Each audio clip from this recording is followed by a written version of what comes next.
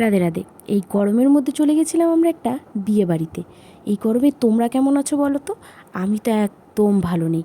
Hello hi করে menu কার্ডটা দেখে বসে গেলাম খেতে। পাতা লেবু চলে এলো, চলে এলো পনির পাসিন্দা আর দিয়ে দিল টমেটো সস। তারপরে চলে এলো স্যালাড। স্যালাড দিয়ে পনির পাসিন্দাটা খেতে তো বেশ ভালোই লাগছে।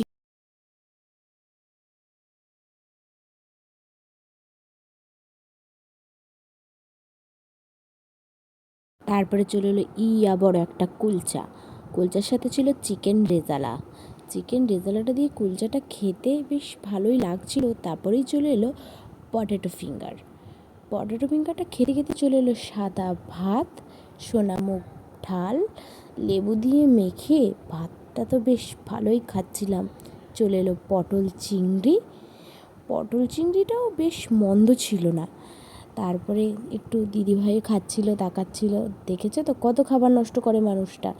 তারপরে চলে এলো ফ্রেশ কাতলা মাছ। কাতলা কালি এটা বেশ ভালোই ছিল, মাছটাও মোটামুটি ফ্রেশই ছিল।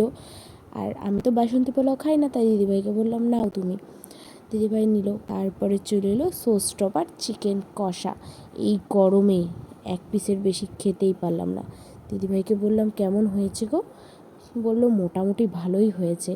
করছি দেখে আবার লজ্জাও পেয়ে গেল। চলে এলো গরম জলের বাটি, থালা সাফ করে নিলাম। চলে এলো চাটনি, পাঁপড়, মিষ্টি। লোকজন এত ভিড়ভাট্টা, লোকজনের গ্যাঞ্জামে পরের খাবার আর নেওয়াই হলো না। এরকম ভিডিও দেখতে চাইলে কমেন্ট করো।